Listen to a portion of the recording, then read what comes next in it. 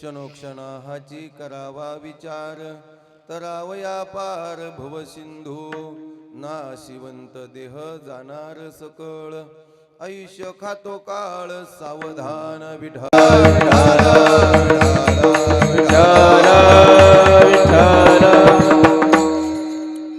अखिल coat ब्रह्मांड पंढरीस पांडुरंग परमात्मा अकारण करुणा वरुणाले रुक्मिणी प्राण संजीवन भक्त हृदय सम्राट विश्वाचा पोशिंदा विश्वाचा मालक ब्रह्मांडाचा बाप पंढरीश पांडुरंग परमात्म्याच्या चरणिंदावरती समर्पित होऊन संपूर्ण विश्वाला निवृत्तीचा मार्ग दाखवून प्रवृत्तीरूपी ज्ञानाचा विदय देणारे संत श्रेष्ठ निवृत्तीनाथ महाराज वारकरी संप्रदायाचा पाया रचणारे विश्वमाऊली ज्ञानेश्वर भगवान परमात्मा याच वारकरी संप्रदायामध्ये नामाचं आणि पंढरीचं महत्व प्रतिपादित करणारे संत शिरोमणी नामदेव महाराज आणि वारकरी संप्रदायाला खांब दिला ते शांत श्रीमंत आणि संत पैठण निवासी नाथ बाबा ज्यांनी वारकरी संप्रदायाचं बांधकाम पूर्ण केलं ते वैराग्य कैवल्य मूर्ती पंचम वेद निर्माते देऊचे सुप्रसिद्ध साधू श्रीमंत श्री जगद्गुरु तुकोबाराय याच संप्रदायामध्ये सोप्या पद्धतीनं संसार तरुण जायचा असेल तर संप्रदायात या सांगतायत ते सोपान का काय याच संप्रदायाच्या वटवृक्षाखाली बसला तर मुक्ती नावाचं फळ तोंडात पडताना जीवनाला गोडवा येतो सांगतायत ते आदिशक्ती मुक्ताबाई आहे देवाच्या नावाचं वेड लागावं गल्लीत नाचावं भोळात नाचावं वेड लागलं म्हणून बापानं आपल्या पोरीला विष पाजावं तर विषही त्या बापाच्या नावानं घ्यावं जर देवाच्या नावानं विष घेतलं तर विषाचं अमृत करायची ताकद त्याच्यात आहे सांगतायत त्या संत मीराबाई आहे याच संप्रदायामध्ये अपवित्र कुळामध्ये जन्माला आलेला असू द्या नीच रक्त या असणाऱ्या शरीरामध्ये असू द्या फक्त संताची संगत धरावान पंढरीच्या मालकाच्या पायावर डोकं टेकवावं जगाचा मालक आपल्या बायकोला डाव्या बाजूला बसवतो पण आलेल्या संताला उजव्या बाजूला जागा देतो सांगते ती एका वेश्येची मुलगी संत कान्होपात्र आहे कितीही अपवित्र असणारं जीवन असू द्या कितीही जीवनामध्ये भगवान परमात्म्याच्या भक्तीचा अट्टहास करू द्या जर घरादाराचा त्याग करून पंढरीच्या वाटेला चालायला लागला ना तर जगाचा मालक विटेचा अलंकाराचा टोपाचा त्याग करतो आणि आमच्या घरी नांदायला येतो नवे नवे आमच्या वंशाचा दिवा आपल्या पोटात वागवतो सांगतायत त्या श्री संत सखूबाई आहे आणि याच संप्रदायामध्ये शरीराला आणि कपड्याला स्वच्छ करण्यापेक्षा मनाला स्वच्छ करून बघा हजारो वर्षाच्या कीटकानाच्या दाताचं उचिष्ट जगाचा मालक खातो सांगते ती राम अवतारातील शबरी आहे आणि देवाच्या नावानं जर देवावर विश्वास ठेवला तर गायीच्या शेणाला हात लावल्यानंतर गायीचं शेण सुद्धा विठ्ठल विठ्ठल विठ्ठल विठ्ठल विठ्ठल म्हणतं सांगतायत ती तुमची आमची जनीन नामदेव महाराजांची शिष्या दाशी जनीबाई आहे साव अंतकरणाचे सावतबा चोख अंतकरणाचे चोखोबा निष्ठावंत भाव असणारे गोरोबा काका आणि वारकरी संप्रदायातील संताला जेवायला घालण्यासाठी काळजाच्या तुकड्यावर तलवार चालवणारे कबीर महाराज हात नसू द्या पाय नसू द्या देव भेटावा एवढी एकच इच्छा केली तर जगाचा मालक भेटायला येतो सांगतायत ते कुर्मदास महाराज आहे मंदिरावरचा कळस अंगणातील तुळस आणि बाईच्या डोक्यावरचा पदर बाधित राखणारा महाराष्ट्राचा जाणता राजा छत्रपती शिवाजी महाराज धर्मवीर संभाजी महाराज कुलस्वामिनी आई जगदंब तुम्ही श्रोते सज्जन मायबाप टाळकरी माळकरी विनेकरी मृदुंगाचार्य समस्त श्रोते सज्जन मायबापाच्या चरणावरती नतमस्तक होतो आणि माझ्या सेवेला सुरुवात करतो विठ्ठल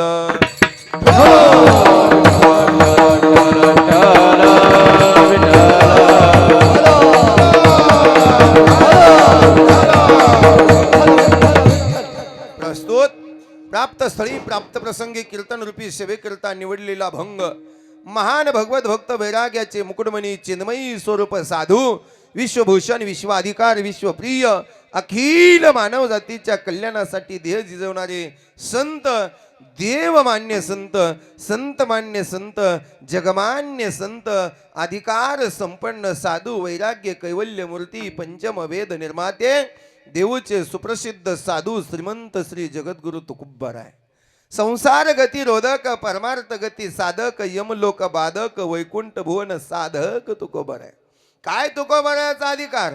ज्यांनी वारकरी संप्रदायाला दिला वैराग्याचा कळस, ज्यांच्या जीवाची आवड आहे भगवान परमात्म्याची तुळस, ज्यांना संसार करत असताना संसाराची आली आहे किळस, पण परमार्थ करत असताना किंचित सुद्धा नाही आळस, म्हणून झाले वारकरी संप्रदायाचा कळस. विठ्ठल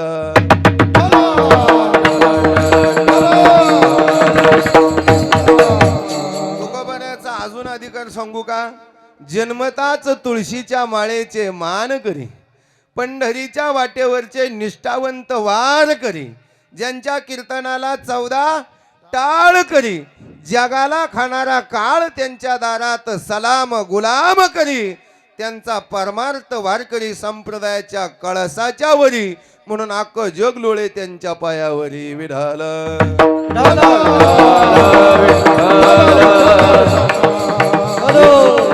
याच तुकोबरायाचा 4 चरणाचा सगळ्याच्या पाठांतरातला अभंग निवडलेला आहे. अभंग फक्त टाळकऱ्याचा आणि महाराजाचाच पाठ नाही, अंत्य श्राद्धाला जाणाऱ्या सगळ्याचा पाठ आहे. तिथं गेल्या गेल्या लोक म्हणतात नाशिवंत देह, आणि महागारी आलं का त्याच देहाला पावडर लावतात. याला म्हणायचं कळतंय पण वळत, याला म्हणायचं दिसून आंधळ, आणि याला म्हणायचं खाऊन पोट रिकाम. सगळ्या जातीला हा अभंग पाठ आहे. मी तर म्हणतो श्राद्धाला घास शिवायला आणणाऱ्या गायचा सुद्धा कानपाठ आहे. अभंग सगळ्याचा पाठ आहे, पण अभंगाच्या भावाकडे सगळ्यांचीच पाठ आहे. नुसतं तेवढं पुरतं वैराग्य आहे, स्मशान वैराग्य याला म्हणावा. तुकोबाराया म्हणतात माणसाच्या जातीला जन्माला आलेल्या माणसानं विचार केल्याशिवाय पाऊलच टाकायचं नाही. एकही क्षण बिगर विचाराचा जीवनामध्ये सोडायचा नाही. प्रत्येक क्षणाला विचार करायचा आणि मगच पाऊल टाकायचा. विचार न करता टाकलेला पाऊल तुम्हाला अधोगतीला नरकाला नेईल, आणि विचार करून टाकलेला पाऊल तुम्हाला वैकुंठ दाखवून जाईल. विठ्ठल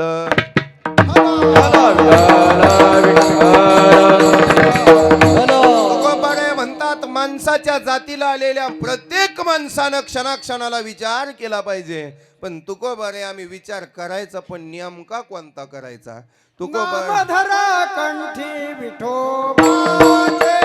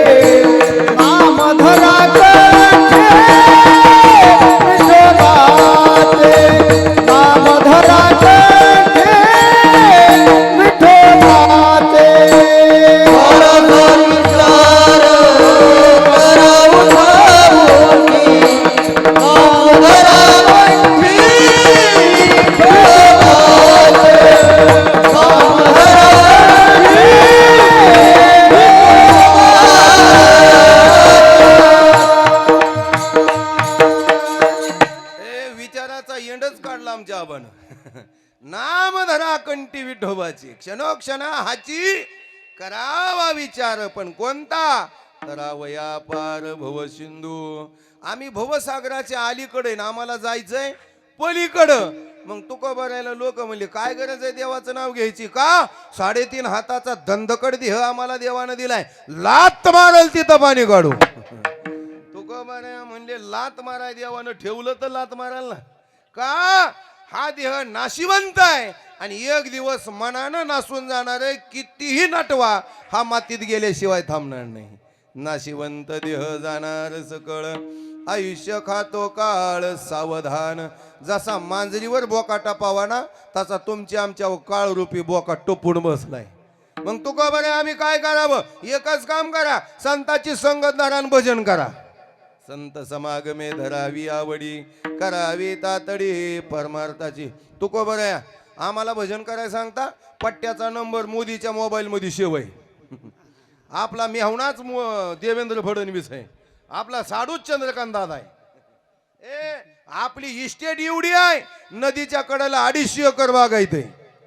तुकोबाराया म्हणले 250 एकर असू द्या, जाळ आहे 3.5 फुटच लागतं.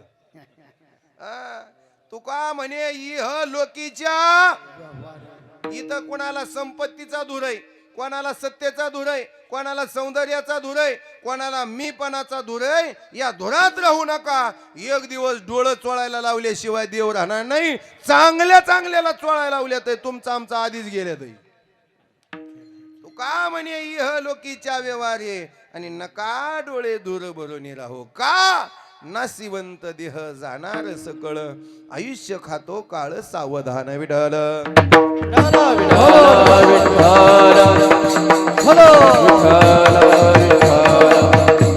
अभंगाचा सरळ सरळ भावार्थ तुमच्या पुढे प्रतिपादित केलेला आहे. सगळंच वातावरण चांगलंय, फक्त घड्याळाचा काटा लांब गेलाय. म्हणून आपण त्या काट्याला सुद्धा आकळण्याचा प्रयत्न करू. पण काट तेवढंच बरं का घड्याळाचं, दुसरं ध्यानात आणचा. म्हणजे नदीच्या कडला आहे म्हणून म्हणलं. एक तर घड्याळाचं काट, नाहीतर फणसाचं काट, तिसरं काट आणलं का काटाच भिजला म्हणून समजायचं. विठ्ठल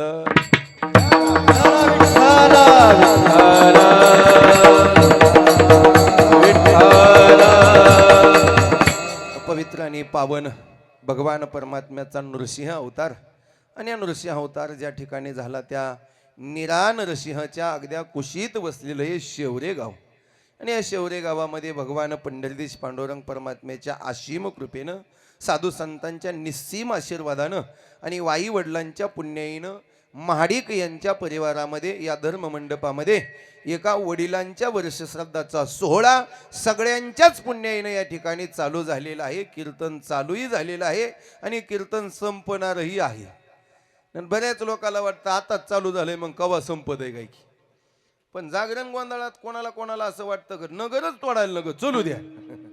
रातभर माणसं झोपत नाही, पण इथं आले आले येताना डोळा झाकून येतात. आणि रामकृष्ण हरी झाला का दुसरा झाकत येत. गोड असं कीर्तन या महाडिक परिवारामध्ये भगवान पंढरीश पांडुरंग परमात्म्याच्या हरी कीर्तनाचं आयोजन आहे. याचा अर्थ देवाचं भजन आहे, देवाचं कीर्तन आहे, अन्नदान आहे, ज्ञानदान आहे. का बरं हे सगळं करावं?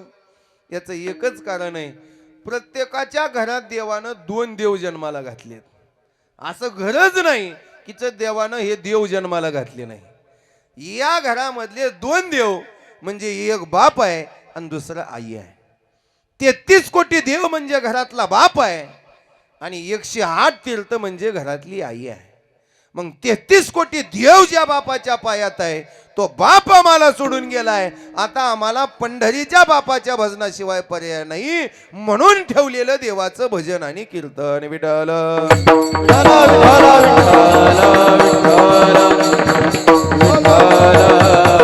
कारण शरीराचा बाप निघून गेला त्या दिवशी आत्म्याचा बाप आम्ही अंतकरणामध्ये धरावं, त्याचं भजन करावं. महाराज एक धरीला चित्ती आम्ही रघुमाईचा पती. आम्ही त्या बापाचं भजन करू. सर्व यवनेषु कौंतेय मूर्तय संभवतीया तासा ब्रह्म महद्योनिर बीज प्रद पिता. या कारणे मी पिता महद ब्रह्म माता अपत्य पंडू सुता जगदंबरू. आता मात्र आमची आई म्हणजे रुक्मिणी आणि आमचा बाप म्हणजे पंढरीश पांडुरंग परमात्मा आणि आम्ही सगळे त्यांचे लेकर. विठो माझा लेकूर वाळा संगे गोपाळांचा मेळा. विठ्ठल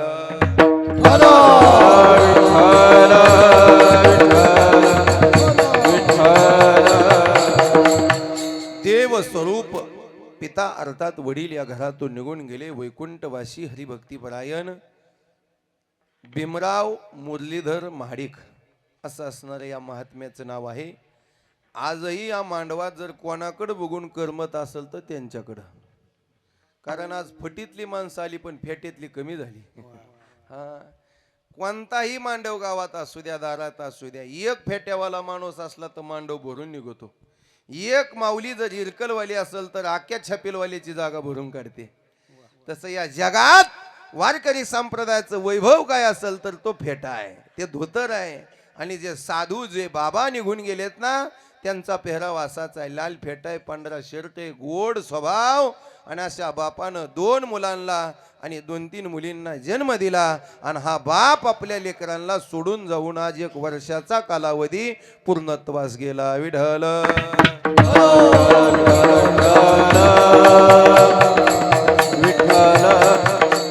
वैकुंठवासी भीमराव मुरलीधर महाडिक यांच्या पाठीमागं त्यांचे दोन चिरंजीव मोहन भीमराव महाडिक, नवनाथ भीमराव महाडिक त्यांच्या असणाऱ्या 4 मुली आहेत. नंदा, सुमन, आशा, कल्पना अशा 3 मुली आणि 3 सुनांचा परिवार आहे. सविता, संध्या आणि वर्षा ह्या त्यांच्या सुना आहेत. अशा 3 मुली, 3 सुना आणि 2 मुलांना जन्म देणारा बाप, यांच्यावर एकेकाळी रात्रंदिवस प्रेम करणारा बाप आज वर्ष झालं तरी 5 भावंडातल्या एकाही लेकराला हाक मारली ना, हे गेल्याचं कारण दर्शवतात महाराज. विठ्ठल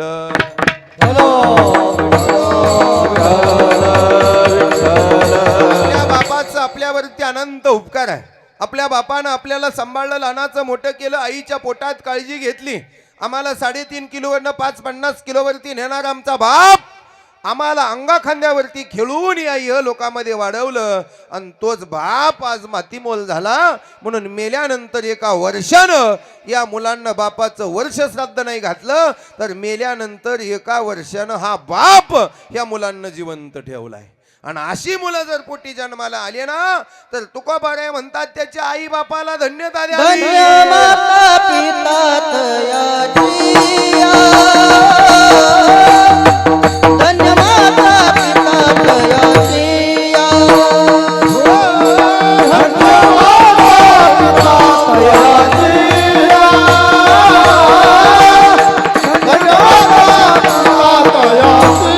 तयाचिया. बोलिया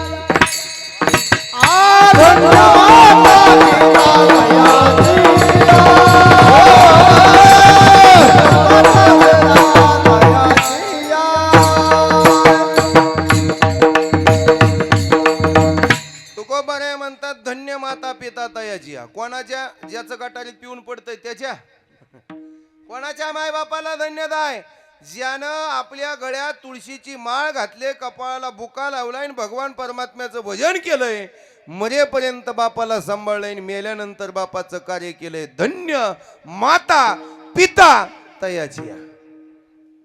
वाढवी महत्व वडिलांचे,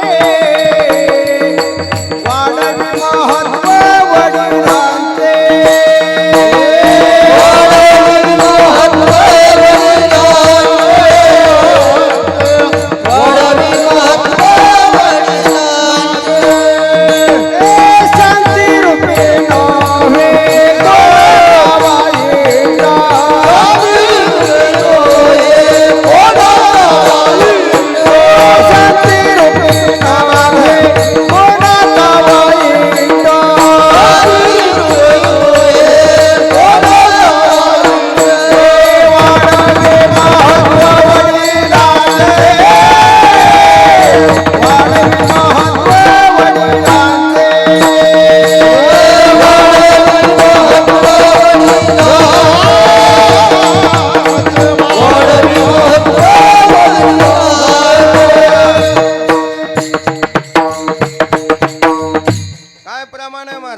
याला म्हणायचं धन्य माता पिता तयाचे आणि याला म्हणायचं वाढवी महत्व वडिलांचे. एखादा मुलगा जर गावात चांगला वागत असल, शांत राहत असल, उभ्या आयुष्यात कोणाला आरच्या कार नाही, उभ्या आयुष्यात कोणाचं वाटोळं केलं नाही, तर मुलगा स्वतःचं महत्व वाढीत नाही पण वडिलांचं वाढवल्याशिवाय राहत नाही. उत्तमची गती तो एक पावेल, उत्तम भोगील जीवखानी. चांगलं वडिलांचं महत्व वाढवावा असं वडिलांचं महत्व आज कुणी वाढवलं असेल तर या 2 मुलांना 3 मुलींना वाढवलंय. ज्या बापानं जन्माला घातलं त्या बापाला शिव्या देणारे नालायक लेकरं लय आहेत, पण आई बापाची सेवा करणारी लायक लेकरं लय कमी आहेत. 100 असावं का एखादाच असावा?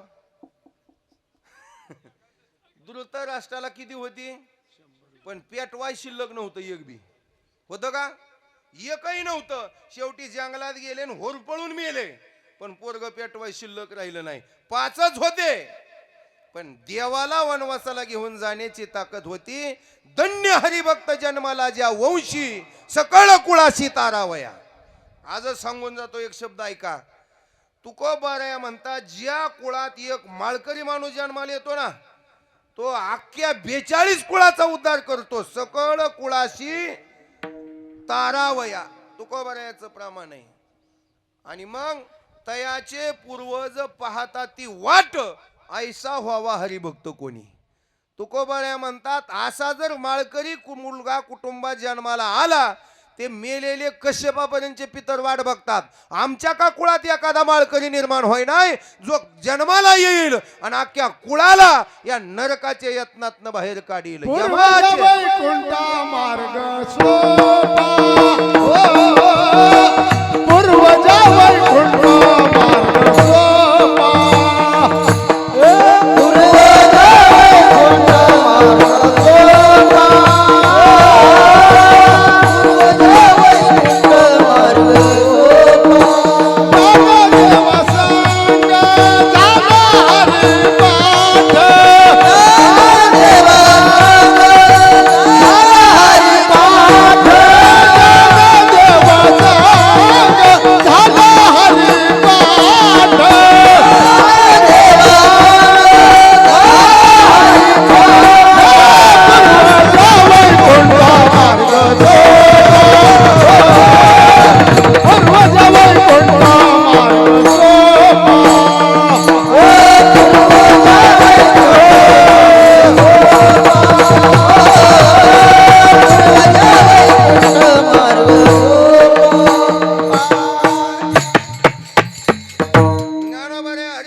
सांगतात पूर्वजा वैकुंठ मार्ग सोपा. पण कधी? ज्ञानदेव सांग झाला हरिपाठ. ज्या दिवशी हरिपाठ होतो ना, पाठ, हरिकड पाठ नाही, हरिपाठ. नाही तर बरेच जण माणसं घरात सुद्धा देवा घराकडे लाता करून झोपत येत. हे जन्माला चुकून माणसाचे आलेत ना, तर ह्यांचा जन्म खरं गाढवाचाच होता. हे नालायक लोक म्हणतात आमच्या घरात मोठं देवघर आहे. नालायका, तुझ्या घरात देवघर नाही, देवाच्या घरात तुझं घर आहे. हरिपाठाची संगती लावू का? ज्ञानदेव ध्यानी रामकृष्ण मनी आणि अनंत जन्मनी, आणि याचा शेवट आहे ज्ञानदेव ध्यानी रामकृष्ण मनी वैकुंठ भुवनी घर केले. जन्माला आल्याचं सार्थक कधी झालं? इथं 50 मजली बांगला बांधल्यावर नाही, ज्या दिवशी तुझं घर वैकुंठात होईल त्या दिवशी तुझ्या जीवनाला सार्थकता आहे. विठ्ठल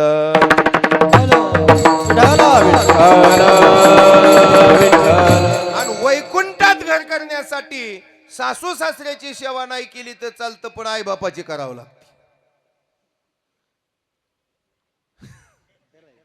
सगळी महान शांतता झाली. ह्याच्यावरनं कळतंय आपलं सासू सासऱ्यावर प्रेम किती. ऐका, असं नाही बरं का याच्यात कोणच, पण ऐका, आपलं कल्याण गालावरच्या पावडरीने का कपाळावरच्या बुक्यानं? आपलं कल्याण हरिपाठाने का आपलं कल्याण लावणीनं? आपल्या जीवनात वारी नारायणगावची असावा का पंढरपूरची? आपल्या जीवनात सात्विकता असावा का तामस? आपल्या जगण्यात नालायकपणा असावा का लायकपणा? आपण खाताना शेंगाची टरपाली खावं का शेंगदाणं? आपण फणसाचं काट खावं का फणसातला गरा? माणसं नक्या सुद्धा शिजवून खायला लागली. एवढी नालायक जात आली. इमानदारीनं सांगतो, मी उघड बोलतोय, माझं घर आहे, उघड बोलतो. मेलेलं माणूस जिथं जाळलं जातं त्याचं नाव काय? मशानभूमी. मग जनावर मारून जिथं खाल्लं जातं त्याचं नाव काय? इमानदारीनं सांगतो, 3 टप्पे आहेत माणसाच्या जीवनात. 3. माणूस जन्माला आल्यानंतर एक उच्च गतीला जातो, दुसरा अधोगतीला जातो आणि तिसरा मध्यम गतीला राहतो. ज्याच्या अंतकरणात सात्विकता तो वर जातो, ज्याच्या अंतकरणात तामसपणा आहे तो खाली जातो, आणि ज्याच्या अंतकरणात राजसपणा आहे तो मध्यंतरी स्थिर राहतो. त्याला घर सूड वाटत नाही, दार सूड वाटत नाही, बायको सूड वाटत नाही, संसार सूड वाटत नाही, ऊसाचं पाचूट सुद्धा सूड वाटत नाही, किळीचं वेस्टेज सुद्धा सूड वाटत. हे रजोगुणी लोक, जसा शेंबडातनं माशीचा जीव निघत नाही तसा माणसाचा संसारातनं जीव निघत नाही. ठेला बेडूक कुंडी, मशक गुंतला शेंबुडी, डोरू सबड बुडी गुंतला पंखी. ज्ञानोबा रायाची ओवी आहे. काय ओवी आहे? हा, ठेला बेडूक कुंडी, चिखलातच कमळ आहे, पण बेडूक चिखलात राहतो का कमळापाशी? बर माशी, इकडं गुलाबजामुनचा पाक आहे, इकडं शेंबूड आहे, माशी कोणकडे जाईल? मग इकडं परमार्थ रूपी गुलाबजामुनाचा पाक आहे आणि इकडं संसार रूपी शेंबूड आहे. आम्ही कशात गुंतलोय? मग खऱ्या माश्या कोणत्या? म्हणून बाटली बसलेल्या. ऐका, इमानदारीने सांगतो, मला वेळ कमी आहे म्हणून मी थोडा डायरेक्ट प्रवेश करायला चाललोय. ऐका, बरोबर आहे. मग डोरू सबड बुडी गुंतला पैकी ह्या ज्ञानोबा रायाच्या ओवीचा तिसरा तुकडा आहे. एखादा जनावर नदीच्या कडेच्या गाळात गुंतलं, जर जनावरानं बाहेर निघण्याचा प्रयत्न केला तर जनावर बाहेर निघेल का जास्त खाली जाईल? मग माणूस परमार्थामध्ये येण्यासाठी प्रयत्न करतो त्यावेळेस माणूस जास्त खाली जातो का जास्त वर येतो? बर, तारका जास्त झाल्यावर कीर्तनाव ध्यान असतं का पाकिटाव? तारका जास्त झाल्यावर पाकिटावर. माणसाच्या कीर्तनात सुद्धा महाराजाच्या कीर्तन ध्यानात येत नाही, त्याचं ध्यान सगळं पाकिटाव असतं. म्हणून आता कीर्तनात जर एखादा महाराज मिळाला तर म्हणायचं नाही वैकुंठाला गेला, मग पाकिटा संघ गेला. ऐकून घ्या, ज्ञानोबा रायाची ओवी आहे. माणसाला घर सोडू वाटत नाही म्हणून माणसाचा प्रपंच भिकाऱ्यासारखा असावा. निघून जाताना एकही संसारातली गोष्ट आडवी आली नाही पाहिजे. पण आमचा पसारा जेवढा आहे आम्हाला जाऊच वाटत नाही. ज्ञानोबा रायाची ओवी आहे. तैसे घरे होऊन निघणे, नाही जीवे मने प्राणे, तया सापची होऊन ठेणे भाटीती. ज्ञानोबा राया म्हणतात, मेलं तरी माणसाला घर सोडू वाटत नाही. नवे नवे मेला तरी शरीर मळतं मातीत जातं, पण मनानं तोच माणूस सापाच्या जन्माला येतो आणि घरातल्या तिजोरीत जन्माला येतो. आणि तिथं पोरानं जर 10वा झाल्यावर तिजोरी उघडली ना तर तिजोरीत फणा काढतं आणि मग तेच पोरगा त्याच बापाचा फणा ठिचून मारतं. पोराने बाप मारला का साप? पोरानं बाप मारला का साप? आमचा फक्त जीव पैशात गुंतला तर ते जन्माला आलो. परिणामाचं वाटोळ जर कोणी केलं असेल तर ह्या विचारानं केलंय, या संसाराच्या संघानं केलंय. आमचं पटांग जर कोणी केलं असेल तर या काम क्रोध रूपी माया मदमत्सरानं केलंय. म्हणून तुकोबा राया म्हणतात, हे सगळं सोडून तुम्हाला जर देवतत्वाकडे जायचं असेल तर तुम्ही विचाराशिवाय दुसरं काही केलं नाही पाहिजे. 1000 किलो गाईचं, देशी गाईचं तूप आणलंय आणि एका सुगरणीच्या हातात ते पंक्तीत वाढायला दिलंय. फक्त सुगरणीनं तूप वाढायच्या आधी चिमणी पेटवली होती जुन्या काळामध्ये, आणि चुकून तिच्या हाताला रॉकेलचा वास लागला होता. आता 1000 किलो तूप वाढताना तुपाचा वास येईल का राखेलचा? 1000 लिटर दूध तापलंय, तुपात नकळत मिठाचा खडा पडला, दूध नासल का त्याचं दही होईल? नसल. तसा आमचा सुद्धा जन्म देवानं दिलाय, हा देव रूपाचा दिलाय. पण संसार नावाचं मीठ, संसार नावाचं राखेल आमचं घालील लोटांगण मोकळं पटांगण केल्याशिवाय राहत नाही. संसाराचा धंदा जन्मभरी गेला, मुखी नाही आला राम नाम. पण माणसं आयुष्यभर देवाचं भजन करत नाही, पण मरताना राम नाम सत्य म्हणल्याशिवाय मरत नाही. म्हणजे मरणारा म्हणत नाही पण उचलणारे म्हणल्याशिवाय राहत नाही. ध्यानात ठेवा, एसटी गेल्यावर हात करू नये, एसटी जायच्या आधी हात करावा.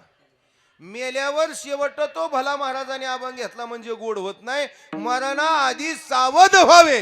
जव हे सकळ सिद्ध हाय,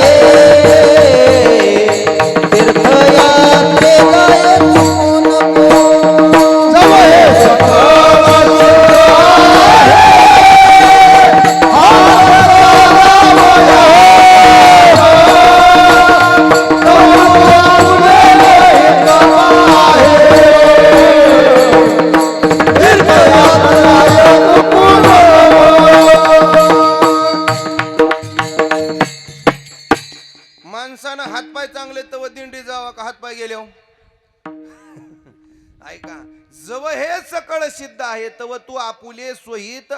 जोपर्यंत हातानं दान धर्म करता येतोय तवा करावं का हात गेल्यावर? बरं आपल्या हातात सत्ता आहे तर सप्त्याला वर्गण द्यावा का पोराला मागं लागावं? देणार ठेवा महाराज. जीवनाचं कृतकल्याण कशामध्ये आहे? जवळ आपल्या हातात आहे तोपर्यंत भक्ती केली पाहिजे. आणि मग मला सांगा, मेडिकल मधलं आणलेलं औषध एक्सपायर झाल्यावर प्यावं का एक्सपायर व्हायच्या आधी? औषध जर एक्सपायर झाल्यावर प्याला तर आजार बरा होईल का पिणारा बरा होईल?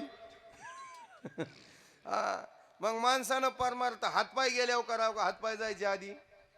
हातपाय जायच्या आधी. पण हातपाय जायच्या आधी परमान नाही करील, लोकांचा बांध करील. हातपाय जायच्या आधी लोकांकडे चांगलं नाही बघन, वाईट नजरेनं बघन. हे तो नाही ना, हे उभे आयुष्यात लोक कधी चांगलं म्हणत नाही लोकाला. पण मी ध्यानात ठेवा, एक शब्द सांगत असतो, ज्याची होती निंदा त्याचा जोरात चालतो धंदा. या जगात निंदा होणं हे आमच्यासाठी घासन आहे. आणि जी घासन आमची चालते त्या दिवशी आमचं कल्याण झाल्याशिवाय राहत नाही. पण जीवन जगत असताना जर अविचार असेल तर जीवनाचं कल्याण होत नाही. आणि विचार असलं तर कल्याण हो म्हणून सांगावं लागत नाही. मग आम्ही विचार करत नाही का? आमचा विचार रात्रंदिवस चालू आहे. काय चालू आहे? कांद्यातनं आलं का बटाट्यात घालून, बटाट्यातनं आलं का तांबाट्यात घालून, तांबाट्यातलं कांद्यातनं आलं का पुंगळीत घालून. म्हणजे ज्याला कळलं त्याला कळलं, ज्याला नाही कळलं त्याने तसंच गिळलं. आहे का? आमचा विचार रात्रंदिवस चालू आहे. पण काय चालू आहे? तुकोबाराया म्हणतात विचार सुद्धा करावं, पण कधी करावं? ज्ञानोबाराया सांगतात, गता सून गता सुश्व नानू स्वचंती पंडिता. होऊन गेलेल्या गोष्टीचा विचार करणाराला पंडित म्हणत नाही, तर होणाऱ्या गोष्टीचा विचार करतो त्याला पंडित म्हणावं. बरं, विचार कुणी करावं? 83,99,999 योन्या भगवंतानं जन्माला घातल्या, पण सगळ्या आडव्या द्या. विचार करत नाही म्हणून देवाने एक उभी युनी तयार केली, ती माणसाची जात आहे. पण आता सगळ्यात मोठी चूक झाली आनंद महाराज, आडव्या जाती सरळ झाल्या आणि उभ्या जाती आडव्या झाल्या. सप्त्याला आडवं जनावर येतात का माणसं? वारीला आडवं जनावर येतात का माणसं? मग माणसं चांगली का जनावर चांगली? माणसं एवढी बेकार आहे, महाराज गावात आला का त्याला डोका सुळ उठतो. आणि गौतम पाटील आली का त्याच्या खिशातलं सुट पैसे बाहेर निघत आहेत. ही गोष्ट आहे महाराज, बोलणं गरजेचं आहे. आज वर्ष श्राद्धाला कीर्तनकार 51,000चा असावा का बिगर पैशाचा असावा? आपल्या बापाला 51,000चा लावा का फुकटचा? महाराज म्हणतोय मी. आबा मी थोडस मोठी लोक आहे ती पण पुढे जाऊन बोलतो. काकाही माझ्या समोर बसलेले आहे. पण शास्त्र सांगतं, तुम्ही नाशिकेत नावाचा ग्रंथ गरुड पुराण वाचा. शास्त्र सांगतं महाराजाचं जर वर्ष श्राद्ध घालायचं असेल ना आपल्या घरात, तर 2 माणसाची निवड योग्य पाहिजे, एक महाराज आणि दुसरा बामण. बामण खोटा बोलणारा नसावा, महाराज खोटं बोलणारा नसावा, व्याजबट्टा करणारे नसावे, असत्य वागणारे नसावे, शिंदळकी करणारे नसावे आणि चहाडी करणारे नसावे. मग तो फुकटचा असो नाही तर इकतचा असो. हे जर असल तर करणे ते हेची करा नरका अघोरा का जाता. तुम्ही कीर्तन ठेवून सुद्धा 10 लाख घालवलं तर ते नरकाला कारणीभूत आहे. म्हणून देशेच कालेच पात्रेच तर दानेम सात्विक दानम. गरुड पुराण सांगतं, देश काळ आणि पात्र पाहून जर माणसानं दान केलं तर ते दान सात्विक होतं, अन्यथा तेच दान नरकाला घालण्यासाठी कारणीभूत होतं. इथून वैकुंठालाही रस्ता जातोय, इथून नरकालाही रस्ता जातोय आणि इथून आदोगतीलाही जाता येतंय. फक्त आम्ही ठरवायचं आम्हाला काय करायचंय. ज्या माणसाकडे बघितल्यावर आनंद होतो तो माणूस आनंद आहे, तो माणूस सात्विक आहे, तो माणूस सांप्रदायिक आहे, तो माणूस जातवान माळकरी आहे, तो माणूस भगवान परमात्म्याचा निश्चिम भक्त आहे. पण ज्याच्याकडे बघितल्यावर समाधान होतं ना, समजावं याच्यापासून 50 फूट अंतरावर बसलं पाहिजे. हा विचार आहे. शर्ट कडक असावा का बनियन? बऱ्याच जणांना शर्ट चांगले घातले पण अनादी जन्माचे घाण असणारं बनियन आहे. बनियन कळा घालवतो शर्टाची, तसं संसार कळा घालवतो देव माणसाची. ऐका, मग विचार करावा पण कोणता करावा? ताकद असेल तर करावा. एखाद्याला दगड उचल म्हणून सांगितलंय पण त्यालाच उचलायची पाळी आली तर दगड उचलल का आपल्याला उचलावं लागेल त्याला? एखाद्याला सांगितलं माझ्या गाडीला धक्का मार, तो म्हणतो आधी मला मारल मग तुझ्या गाडीला मार. बरं आमच्यात ताकद आहे ना.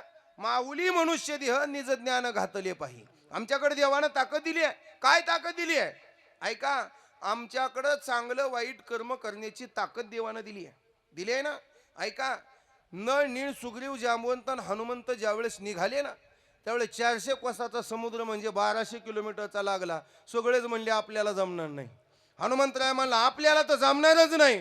जांबवंत गेला आणि म्हणला हनुमंतराया जन्मताची जेणे सूर्या ते गिळिले.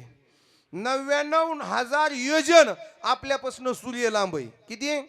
99,000 गुणुले 3 कारण कीर्तन झाले. मला सांगा एवढा लांब आहे. मग ज्यानं आईच्या पोटात आल्या सूर्य गिळलाय त्याला 1200 कोसाचा समुद्र काय करणार आहे. आणि मग हनुमंतरायाला गुप्त शक्तीचा असणारा ठाव करून दिला. आणि मग हनुमंतरायानं जय श्रीराम उड्डाण केलं. लंका शोधली. हनुमंतरायानं रावणाची दाढी जाळली. आणि त्याच हनुमंतरायानं प्रभू रामचंद्राची सीताई साहेबाची भेट घातली. गती होती, विचार होता, फक्त गुप्त होता, प्रगट करावं लागताय. तसं माणसात सुद्धा विचार आहे, पण विचाराला चालना देण्याची गरज आहे. लाकडात अग्नी आहे, पण संघर्ष होण्याची गरज आहे. हा, तसं आमच्यात सुद्धा विचार आहे, पण विचाराला चालना देण्याची गरज आहे. म्हणून तुकोबाराया म्हणतात विचार करा, पण विचाराचे 3 प्रकार पडतात. निरर्थक विचार, दुःखदायी विचार आणि आत्मनात्म विचार. ऐका, निरर्थक विचार म्हणजे काय? पाराव बसून मारलेल्या गप्पा, एका लावला का राणी लावली. हा, आणि दुःखदायी विचार 85 वर्षाचा म्हातारा, वेळा भविले फास्ट चालल्या. 85 वर्षाचा म्हातारा आणि 80 वर्षाची म्हातारी उन्हाळ्याच्या दिवसात वट्यावर झोपली. 85 वर्षात उभी आयुष्यात कीर्तनाला जण म्हातारं कीर्तनाला गेलतो. आणि यांच्या जीवनात लेकरू बाळ नव्हतं, अर्थात संतती नव्हती. 85 वर्षाचं म्हातारं कीर्तनावरनं आलं आणि आल्या म्हातारीला म्हणलं म्हातारे आपल्याला जर ह्या वयात एखादं लेकरू झालं तर आपण कुठं झोपवायचं. म्हातारी म्हणली तुमचं 90% सरपान मसनात गेलंय, माझं 80% सरपान मसनात गेलंय. आता आपल्याला लेकरू होत नसतं. म्हातारीला म्हातारं म्हणलं पट्ट्या आज कीर्तनाला गेलता. आणि कीर्तनात महाराजांना सांगितलंय मुकम करोती वाचालम पंगुलंग येते गिरीम यत कृपातम वंदे परमानंद माधवम. महाराजानं सांगितलंय देवाची कृपा झाली तर मुक बोलत आहे. महाराजानं सांगितलंय पांगळ पर्वत चढत आहे, आंधळ चालत आहे. मग देवाची कृपा झाली तर मेल्यावर सुद्धा पोरग होईल. म्हातारी म्हणली रातच्या 11ला ह्याच्या नादी लागण्यापेक्षा तुम्ही थोडं पलीकड सारखा, मी थोडं अलीकड सरकते. पण आता म्हाताऱ्याने इथं थांबाव का नाही. म्हातारं म्हणलं दुसरं झालं तर.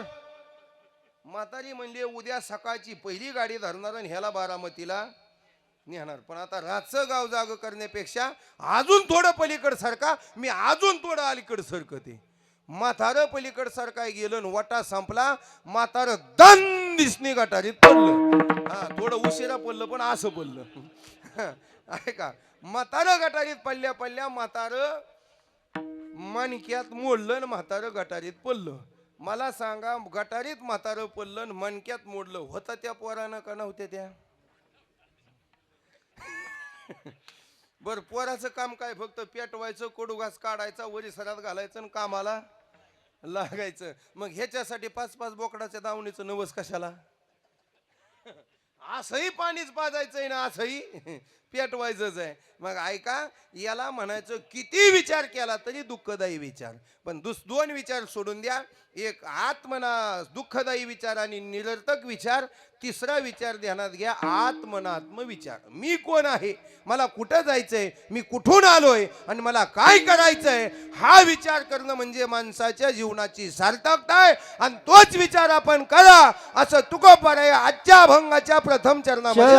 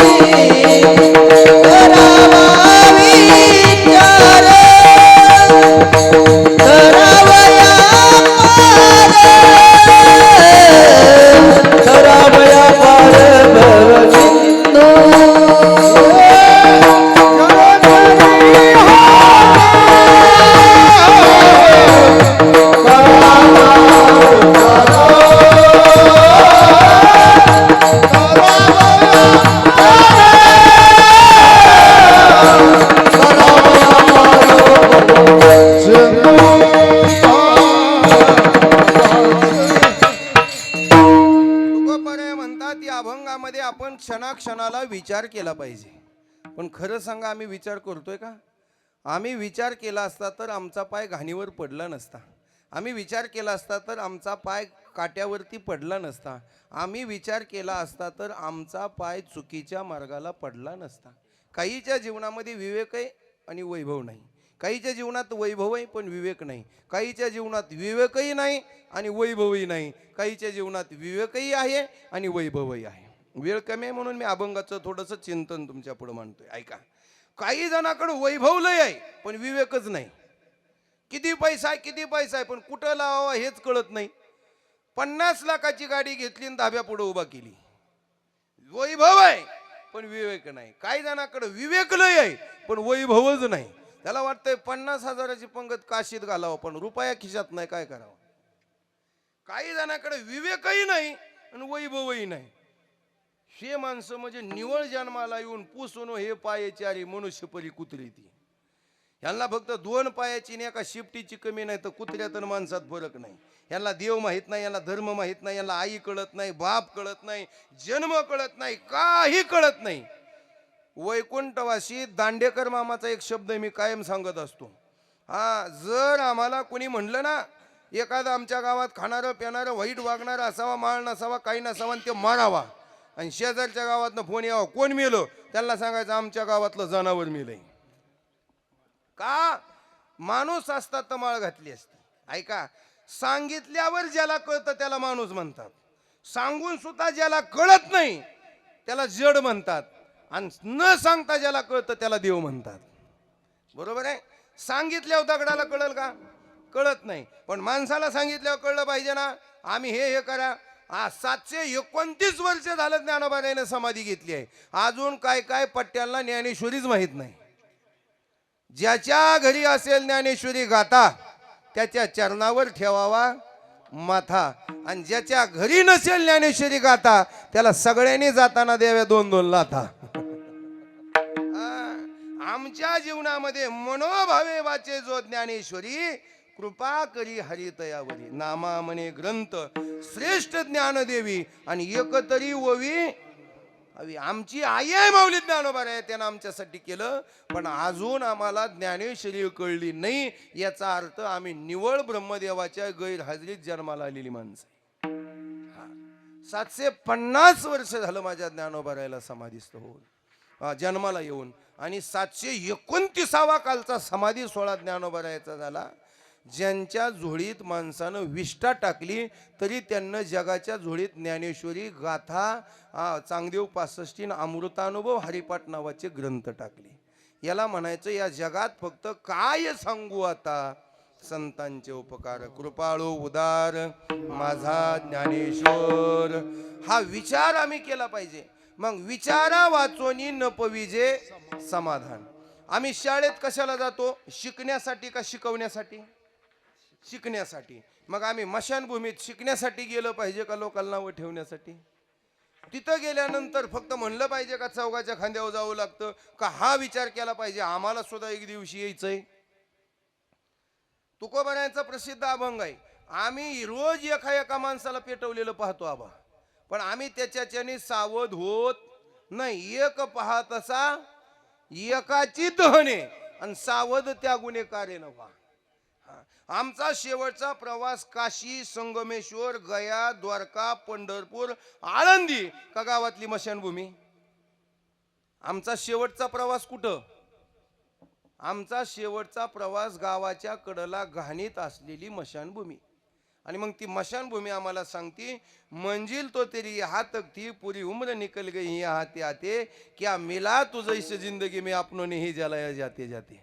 ती मशानभूमी सांगती आईच्या पोटातनं जन्माला आल्यापासून इथं येण्याचा प्रयत्न केला, पण इथं यायला 70 वर्ष घालवली. 70 वर्षात काय मिळवलं? तुझीच माणसं तुझ्या जवळ आली, तुला पेटवलं, राख नदीत टाकली, 10वा केला, 13वा केला आणि कडू घास काढून नेमका निरकामी झाली. काय कमावलं इथं आयुष्यात येऊन? म्हणून तुकोबाराया म्हणतात हे जग आहेत ना, हे सुखाचं आहे, दिल्या घेतल्याचं आहे. आमच्या अंतकाळीला पावणारे या जगामध्ये कोणी नाही. त्याच पेरूच्या झाडावर पोपट जातो ज्या झाडाचा पेरू पिकलेला आहे.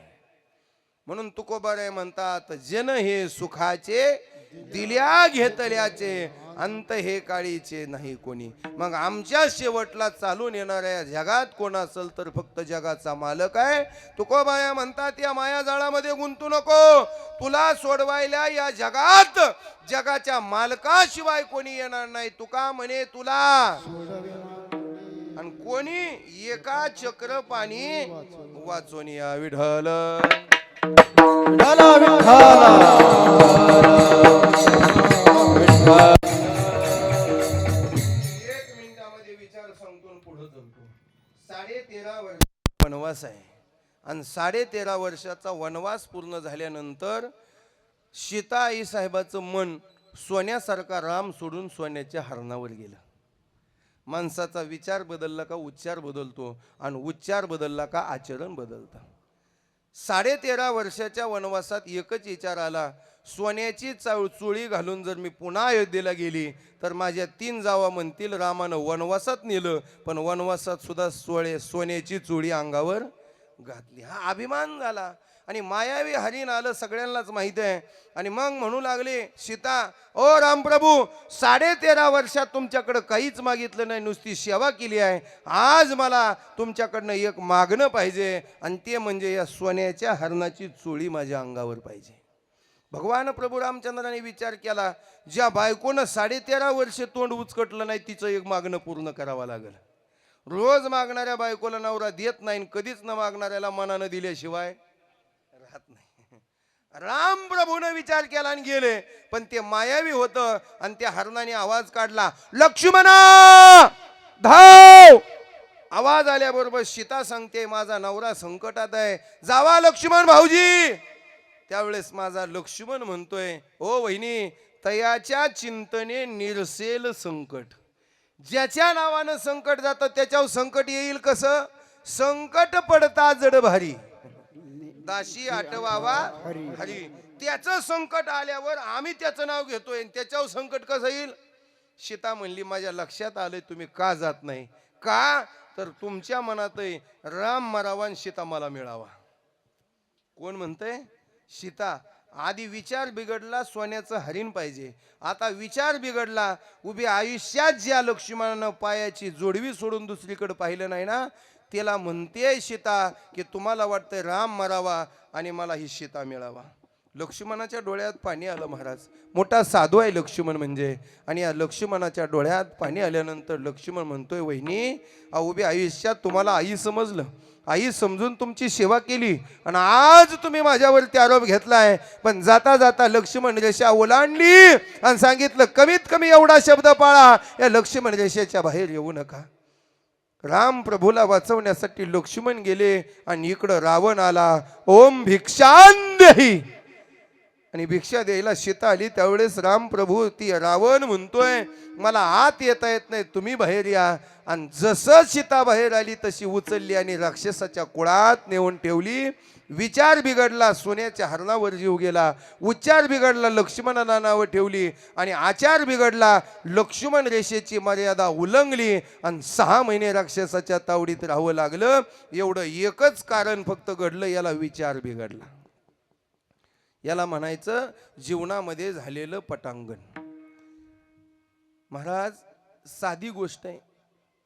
भली मोठी संन्याशी साध्वी राजाच्या मुलगी पोटी जन्माला आली, पण ती नवऱ्याच्या मूळ नक्षत्रावर जन्माला आली. मी फक्त एवढं सांगून मधलं भजन घेणार आहे.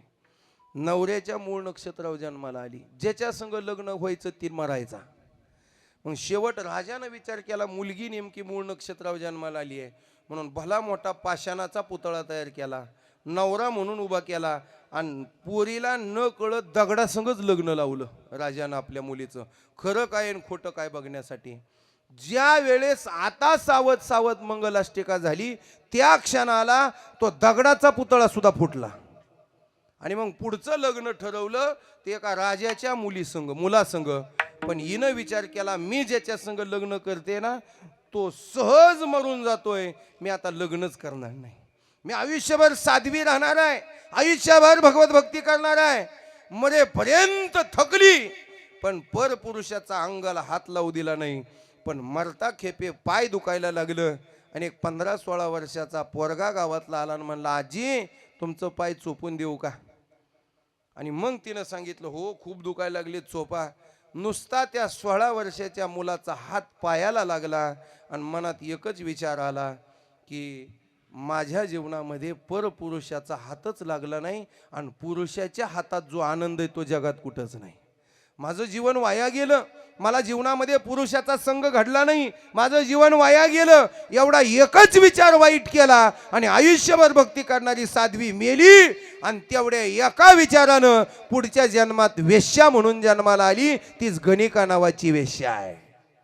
माणसाचं जर विचार वाटोळ करत असल तर तुकोबाराय म्हणतात मरताना जो विचार येतोय ना त्याच जन्माला तुम्हाला जावं लागतंय.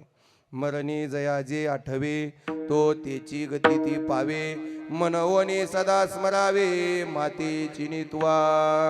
मरताना माणसाच्या जे ध्यानात येतं त्याच जन्माला माणसाला जावं लागतं. म्हणून माणसाचा विचार चांगला असावा. तुकोबाराय म्हणतात क्षणोक्षणाची करावा विचार पण कोणता तराव या पार भव सिंधू. तुकोबाराया आम्हाला विचाराची गरज नाही, हा देह आम्हाला मिळालाय. तुकोबाराया म्हणले विचार करू नका, हा देह एक दिवशी नासून जाणार आहे. अभंगाचं द्रुपद आहे. नाशिवंत देह जाणारच काळ.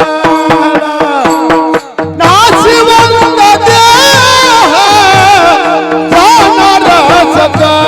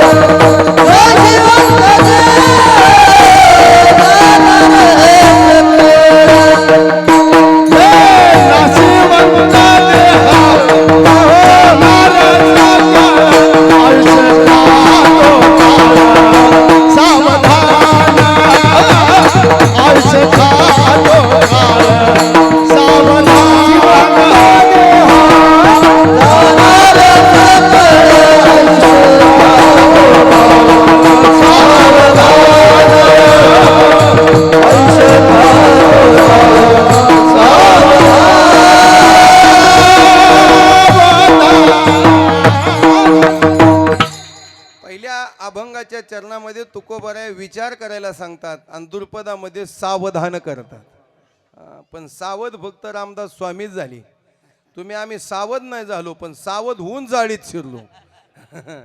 बरेच लोक वाढदिवस साजरा करतात पण त्यांनी कुठलाही करावा पण लग्नाचा करू नये. ऐका माणसाच्या जीवनामध्ये सावध असावं का बेसावध असावं? माणूस सावध असावा, तत्पर असावा. का तत्पर असावा? कोणता दिवस मला नेणार हे आपल्याला माहित नाही. चावलेला घास गिळणार आहे का हे आम्हाला माहित नाही. परिमळ गेली या ओस फुल देठी आयुष्याच्या शेवटी देह दैसा. अजून किती आहे अवकाश, अजून किती आहे अवकाश.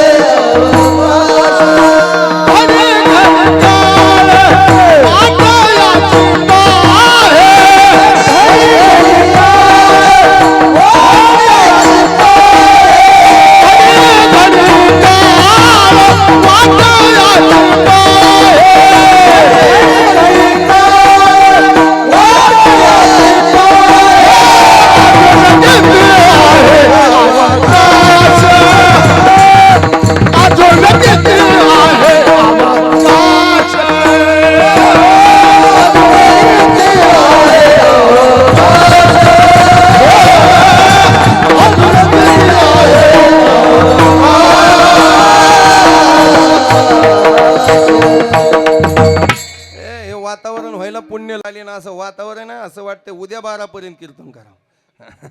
फक्त आम्हीच राहील ह्याची मला 8 शक्यता आहे.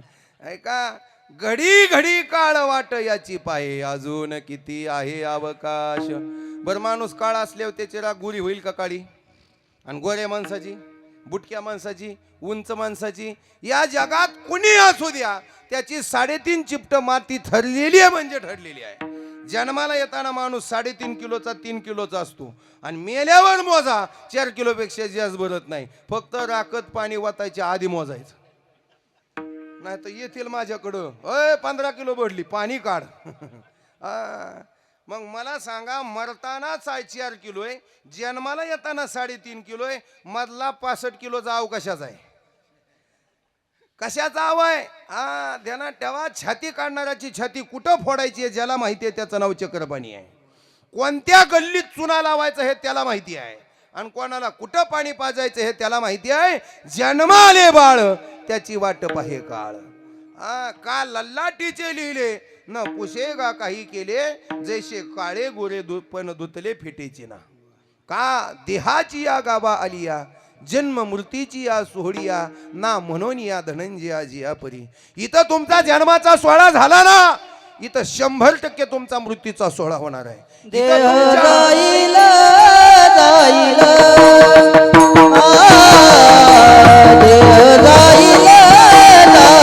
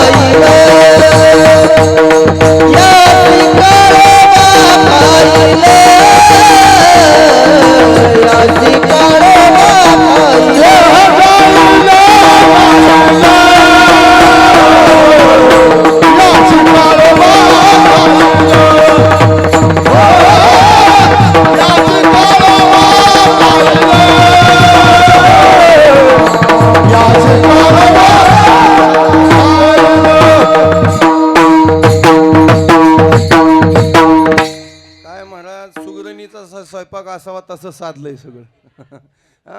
पण मला माहिती आहे फडकरी गाव आहे, मधी चाल असते म्हणून मी सुरुवातीपासून वडीत वडीत घेऊन आलोय.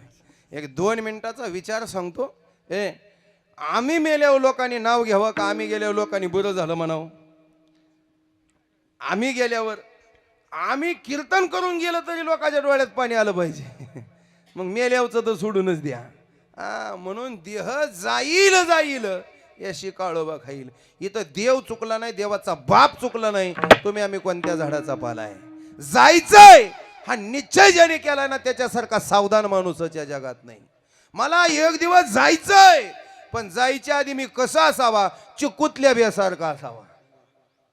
ज्या वेळेस चिकू फोडला जातो, चिकूच्या बियाला नगभर सुद्धा घाण चिटकत, पण आम्ही रामपोळीतल्या बियासारखं आहे. चुकून चुकून चोकणाराची जीभ दुखती पण बी निघत नाही. म्हणून 10-5 किलो सुतळे आणून बांधून न्यावं लागतं आणि मेल्याव कडबा लागतो कडब्याची पिंडी. का? जिवंतपणे माणसासारखा जगला नाही, मेल्याव कडबा खान निघून जा विढल.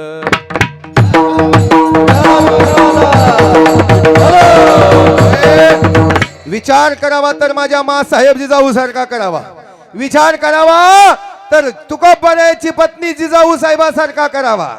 या जगात मरणारे प्रत्येक जण आहे, पण तुका म्हणे एका मरण्याची सरे उत्तमाची उरे कीर्ती मागे. माणूस मेल्यानंतर जिवंत राहावा असं कर्म माणसाचं असावा. ज्ञानोबारायला जाऊन 729 वर्ष झाले, ज्ञानेश्वरीच्या आणि हरिपाठाच्या रूपानं जिवंत आहे. तुकोबारायला 350 वर्ष झाले, गात्याच्या रूपानं जिवंत आहे. नाथ बाबा वाङ्मयाच्या रूपानं जिवंत आहे. पण आम्ही गेल्यानंतर 10व्या दिवशी उतार्याचं नाव कमी होतं. आम्ही मेल्यानंतर 2 तास सुद्धा जिवंत राहत नाही. म्हणून कर्म असावं तर असावं. या छत्रपती शिवाजी महाराजांना घडवणाऱ्या जिजाऊने विचार केला आणि महाराष्ट्राच्या वारकरी संप्रदायाचा कळस नसणाऱ्या तुकोबारायाच्या बायकोनं म्हणजेच आवलीनं विचार केला. ह्या 2 जिजा म्हणजे महाराष्ट्राचे 2 डोळे आहेत. थोडंसं वेगळं बोलतो, ऐका. 2 डोळे आहे. एक जिजा, ज्या जिजेचं लक्ष आहे वारकरी संप्रदायाचा कळस, तर एक जिजा आहे या जिजेचं लक्ष आहे महाराष्ट्राच्या जाणता राजाचा अभिषेक. एक लक्ष आहे, एक जिजा म्हणजे तलवारीची तार आहे आणि एक जिजा म्हणजे वारकरी संप्रदायाच्या विनेची तार आहे. एक जिजा तलवारीची धार आहे आणि एक जिजा विनेची तार आहे. एक जिजा वारकरी संप्रदायाची विरक्ती आहे, तर एक जिजा माझ्या छत्रपती शिवाजी महाराजांची शक्ती आहे. एक जिजा वारकरी संप्रदायाची पालखी आहे, तर एक जिजा वारकरी संप्रदाय सोडून या छत्रपती शिवाजी महाराजांच्या स्वराज्याची मालकी आहे. आणि याच छत्रपती शिवाजी महाराजांना घडवत असताना या जिजाऊ मासाहेबांना विचार केला, ना सत्तेसाठी, ना स्वार्थासाठी, ना स्वतःसाठी माझा पोरगा जगेल तर फक्त हिंदवी स्वराज्याच्या संस्थेसाठी. बस. ना स्वतःसाठी जगणारा वयाची 51 वर्ष जगला, पण निव्वळ आणि निवण या स्वराज्यासाठी जगला महाराज. काय छत्रपती शिवाजी महाराजांचं वजन आहे महाराज. 65 किलोची तलवार वागवतो त्याला वेसाजी म्हणतात. 2000 सैन्याची एकटा झुंजतो त्याला बाजी म्हणतात. हात तुटला तरी सैन्याची लढत राहतो त्याला तानाजी म्हणतात. 8 तासामध्ये दिल्लीहून घोडा इथं आणतो त्याला संताजी म्हणतात. शत्रूच्या छावणीत घुसून छावणीचा कळस कापून आणतो त्याला धनाजी म्हणतात. आणि सिंहाला सुद्धा उभं फाडून त्याच्या तोंडातलं दात मोजतो त्याला संभाजी म्हणतात. पण या सगळ्यांना एकत्रित करून स्वराज्याचं तोरण बांधतो त्याला छत्रपती शिवाजी महाराज म्हणतात. हा विचार माणसानं करावा, सावध व्हावं आणि मरणाच्या आधी इह लोकांमध्ये आपल्या घराचं, कुटुंबाचं, दाराचं कल्याण करावं. याला सहज लोकांनी म्हणावं गेला, पण जगाच्या कल्याणासाठी जगून गेला विढल.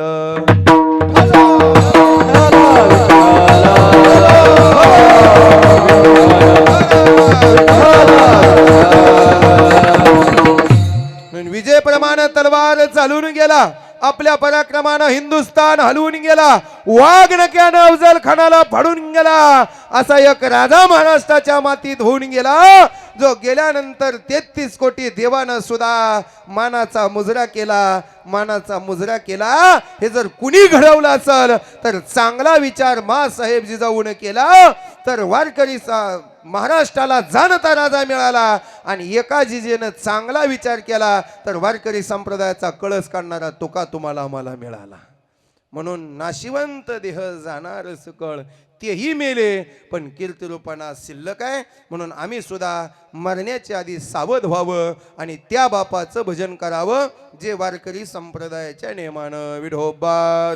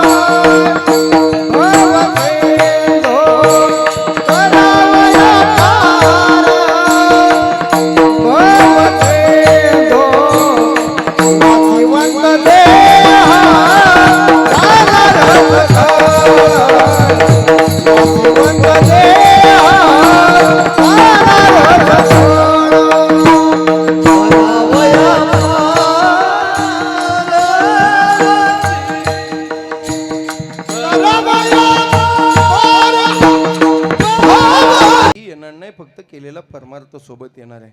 म्हणून सत्तेचा संपत्तीचा कोणताही धूर डोळ्यामध्ये घालू नका आणि आपले डोळे चोळू नका, जेणेकरून डोळे चोळून जाण्यापेक्षा डोळे उघडे ठेवून देव पाहून आपलं जीवन संपवावं. अंतकालेच मामेव स्मरण मुक्तवा कलेवरम य प्रयाती सद्भावे इति नास्यत्र संशयम. मी सर्वांच्या परिचयाचा पाठांतरातला सगळ्यांच्या आनंदातला हा अभंग सेवेसाठी निवडला आणि जसं बोलता येईल तसं बोलण्याचा प्रयत्न केला. वेळेअभावी अवघ्या 2 मिनिटांमध्ये मी या वडिलांवरती बोलेल आणि माझी सेवा संपेल. अवघी 5 मिनिटापेक्षा पुढे जाणार नाही, 1 सेकंदही. ऐकून घ्या. माणसाला वाटतं हे श्राद्ध करावं का नाही करावं. माणसाला वाटतं नेमकं मेलेला माणूस गेला, पण का गेला, का मी करावं. तर ऐकून घ्या. जीवनात फक्त 2 गोष्टी ध्यानात ठेवा. एक माणसाच्या मरणाला आणि एक माणसाच्या लग्नाला कधीच विसरायचं नाही महाराज.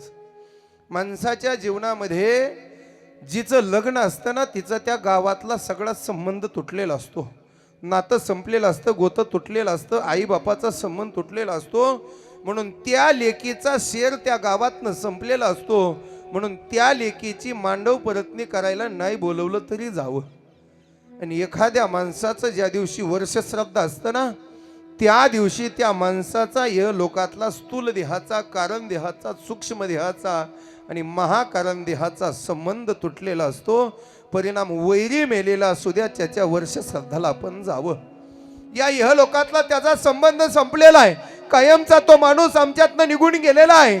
कधी तुम्ही आलाच असता तर बाबाचा फेटा, बाबाची चप्पल, बाबाचं धोतर या 2 मुलीच्या दारात, 2 मुलांच्या दारात दिसलं असतं. पण आज यदा कदाचित चंद्र सूर्य आहे तोपर्यंत या महाडेक परिवारामध्ये येऊन पहा. उभ्या आयुष्यात ना बापाची चप्पल दिसेल, ना बापाचा पेटा दिसेल, ना बापाचं अंगरक वाळत घातलेलं दिसल. जर बाप पाहावा म्हटलं तर सासरी नांदायला गेलेल्या मुलींना फक्त भिंतीवरती लावलेला फोटो पाहायला मिळल. पण विचार करा, 5 मुलांना घडवताना या बापानं किती कष्ट केलं असेल.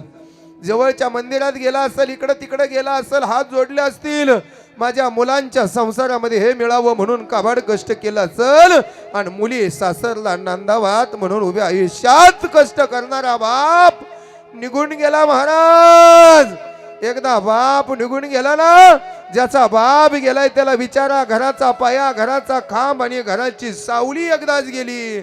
आणि ज्या दिवशी वट्यावरचा बाप गेला ना, त्या दिवशी कायमचं ते घर सुतकात पडलं महाराज. बाप असतो उभ्या आयुष्यात रुपया रुपया कमावतो, आणि उभ्या आयुष्यात कमावलेला पैसा रुपया सुद्धा न घेऊन जाता आपल्या लेकराला सोडून जातो. तो बाप उभ्या आयुष्यात जोडी करतो ते आपल्या लेकरासाठी, आपल्या पोरासाठी, आपल्या काळजाच्या तुकड्यासाठी.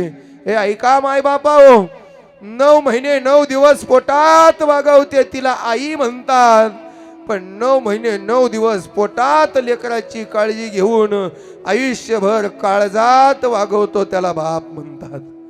हा बाप निघून गेला ना, तर आमच्यावरचं झालेलं संकट घालवणारं या जगात कोणी नाही. माझ्या विठ्ठल पंतांनी विचार केला, माझ्या देखत ज्ञानोबारायला वाळीत टाकलंय, लोक अंगावरती विष्ठा टाकायला लागली आहे. तर त्याच दिवशी ठरवलं, माझ्यामुळं माझी मुलं जर संकटात असतील तर तुका म्हणे नेदी गांजू अने काशी उदार जीवाशी आपुलिया. या 3 मुली नांदायला गेलेत ना, या उभ्या आयुष्यात भावाच्या दारात येऊ द्या, लाख रुपयाची दिवाळी भाऊ करतील, पण बापाचा पाठीवरचा आधार तायडे, काही संकट येऊ दे, मी तुझ्या सासरमध्ये हजर आहे असं म्हणणारा बाप उभ्या आयुष्यामध्ये मिळत नाही महाराज. एकदा बाप गेला ना, घराचा पाया खोचतो, स्वाभिमान जातो, आणि भिवू नको बाळा म्हणून पाठीवरती हात फिरवणारा बाप उभ्या आयुष्यामध्ये निघून जातो. माँ के दूध का कर्ज कभी चुकाया नहीं जाता, और पिताजी के पसीने का मोल कभी किया नहीं जाता. एवढा म्हातारा बाप आहे, पण लोकांच्या रानात आपल्या पोराचं पोट भरावं म्हणून घाललेल्या घामाची एक किंमत आज किती कमवू द्या, पण पोरं करू शकत नाही. आणि आईच्या दुधाचा पेलेल्या थेंबाची किंमत किंवा कर्ज उभ्या आयुष्यात कधी मुलं चुकवू शकत नाही महाराज. बाप आहे तोपर्यंत बालपणासारखं वागता येतं, खेळता येतं, आनंदानं बागडता येतं. पोराची चूक झाली तर पोटात घालणारा बाप असतो. पण बाप निघून गेला ना, त्या दिवशी माहेर वासनीचं माहेर संपतं, पोरांचा आधार संपतो, आणि कुटुंब एखाद्या भूकंपामध्ये कोसळावं ना तसं कोसळून जातं महाराज. एका बहिणीला भाऊ सगळं देईल, पण तायडे तो दिवाळीला कधी येणार म्हणणार आईचा फोन हा कोट्यावधीचा असतो, आणि तुला न्यायला दादाला पाठवतो म्हणणारा बाप हा कोट्यावधी रुपयाचा असतो महाराज. आल्यानंतर सगळं मिळतं माहेरामध्ये, पण आल्यानंतर 4 दिवस राहणारी सासूरवासीन ज्या दिवशी आपल्या सासरी जाते ना माहेरावरनं, तेव्हा जावई न्यायला येतो, आणि जावयाच्या गाडीवरती ही असणारी लेक बसते. पण आईनं घरामध्ये कमवलेलं जमवलेलं किंवा केलेलं स्वयंपाक भरावा आणि तायडीच्या पिशवीत द्यावं. पण बापाने लांबून बघावं, माझी तायडी नांदायला निघाली आहे आणि माझ्या बायकोनं पिशवी भरून दिली आहे. पण ज्या वेळेस ती पिशवी भरून दिली आहे ना, बाप पाहतो माझ्या पोरीची पिशवी 4 बोटानं खाली आहे. जगाला माहित नाही पोरीला पिशवीत काय दिलंय, पिशवी रिकामी आहे.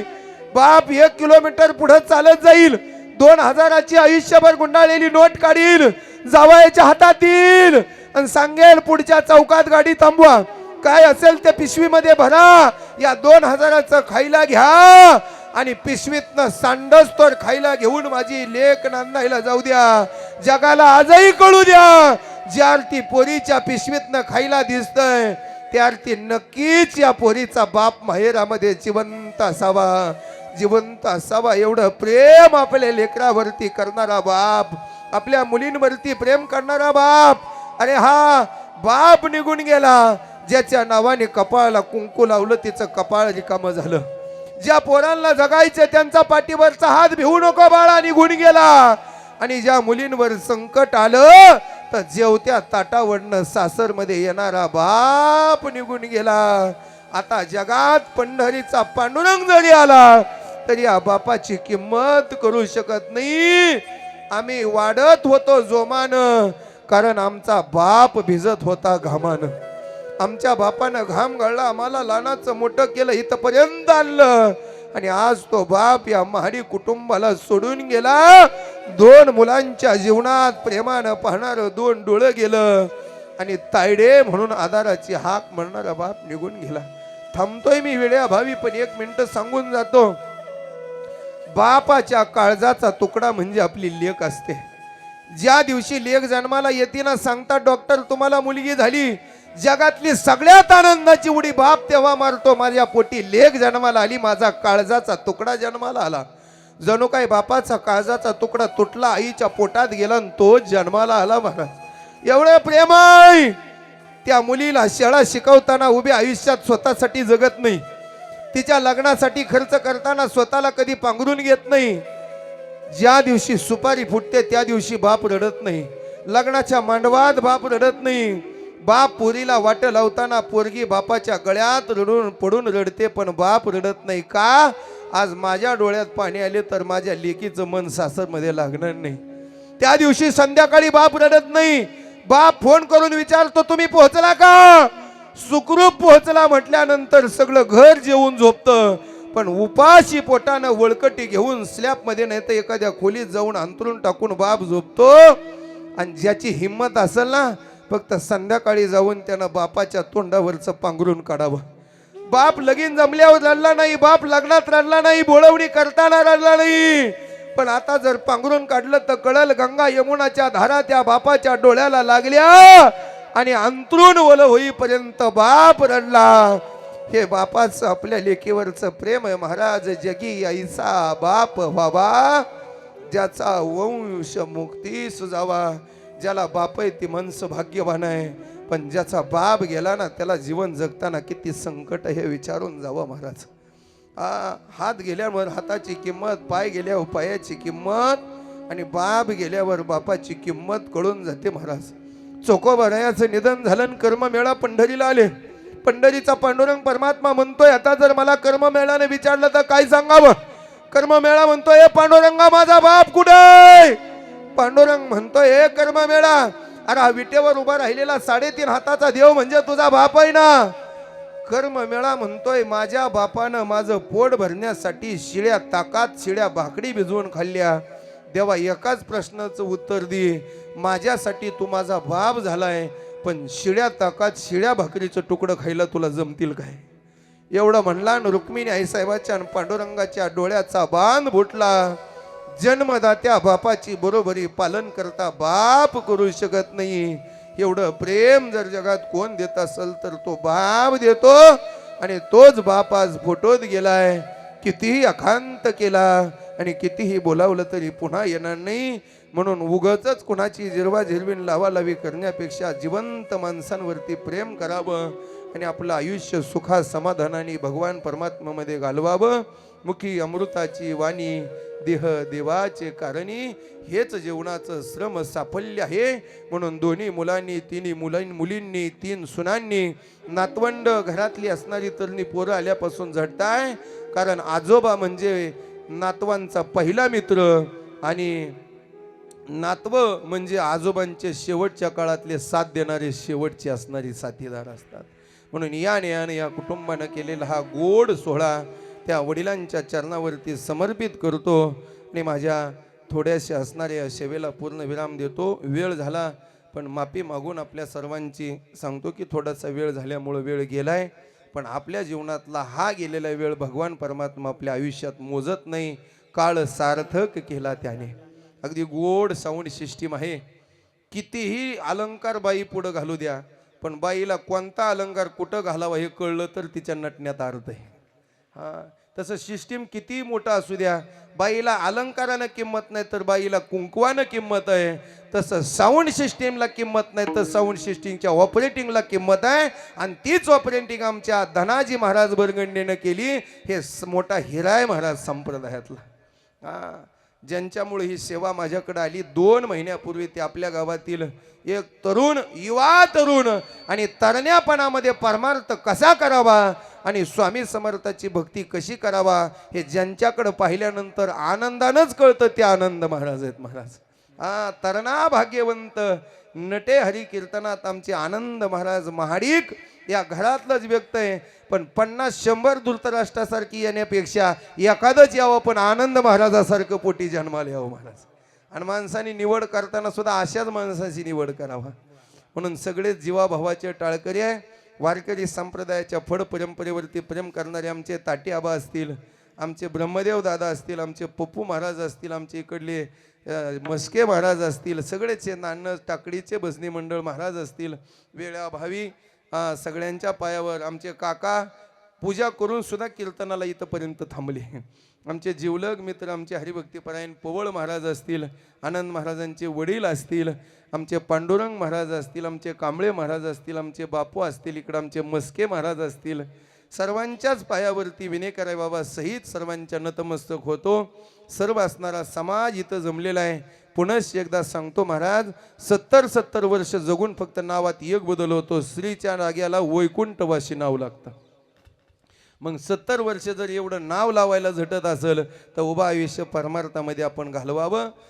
गोड तरुण समाज आहे, थोडं बोलता येईल तसा बोलण्याचा प्रयत्न केला. गोड साऊंड सिस्टीम आहे. आमचे योगेश मस्तरी आहेत, जे गोड असणारे आहेत, त्यांनी आल्या आल्या ओळख सांगितली. म्हणून सर्वांच्याच पायावर या ठिकाणी नतमस्तक होतो. आणि बोलता बोलता एखादा शब्द चुकीचा गेला असेल तर माझ्या बुद्धीचा दोष आहे, आणि जे बरोबर आहे ते साधू संतांचं आहे. आज गोड असं या ठिकाणी नियोजन आहे, आणि याच नियोजनाला किंवा महाराष्ट्रभर पोहोचवण्यासाठी रंग कीर्तनाचा या यूट्यूब चॅनलचे आमचे शेलगावचे महाराज यांनी ही गोड ह्या आठवणी तुमच्या आमच्या हृदयामध्ये जपून ठेवल्या, त्याबद्दल त्यांचंही असणारं धन्यवाद. साष्टांग नमन सर्वांच्या पायावर करतो आणि माझ्या सेवेला याच ठिकाणी पूर्णविराम देतो. ज्ञानेश्वर माऊली. माऊली ज्ञानेश्वर माऊली ज्ञानराज माऊली माऊली माऊली ज्ञानेश्वर माऊली ज्ञान